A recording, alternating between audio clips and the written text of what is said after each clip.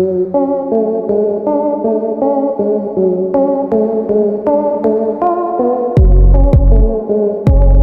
vás pri mojom druhom videu na tomto YouTube kanáli.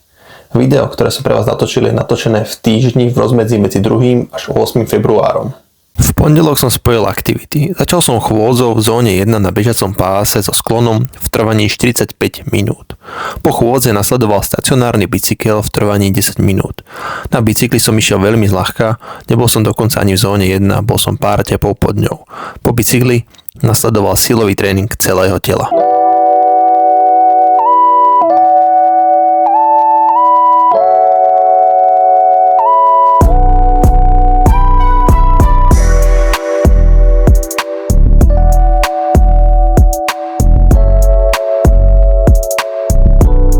V útorok som mal tempový beh. Začal som 10-minútovým rozklusom. Potom som zaradil 4 rovinky na zvýšenie tepu. Každá trvala 20 sekúnd v tempe 3 minúty 50 sekúnd na kilometr.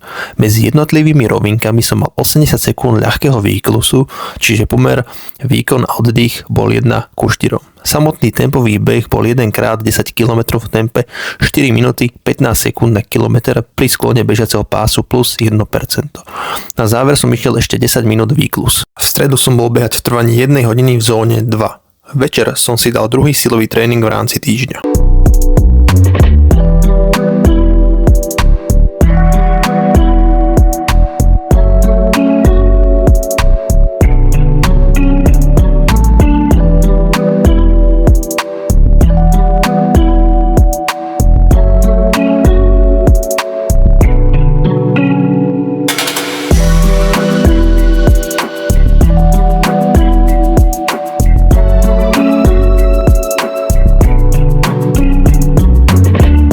Som bol hrať 1 hodinu tenis. Zábery z tenisu nemám.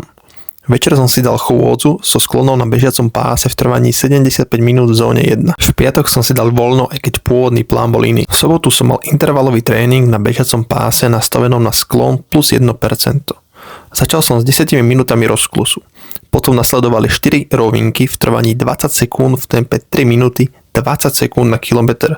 Medzi rovinkami bolo 80 sekúnd výklusu. Po rovinkách som dal ešte 3 minúty chôdze na vydýchanie pred hlavnou časťou. V hlavnej časti som išiel 10x800 metrov v tempe 3 minúty 50 sekúnd na kilometr. Medzi sériami som mal 400 metrov výklus v tempe 7 minút 30 sekúnd na kilometr. Na záver som si dal ešte 10 minút výklus a 5 minút stacionárny bicykel. V nedeľu som odbehol long run bez zrýchlenia v trvaní 135 minút v zóne 2.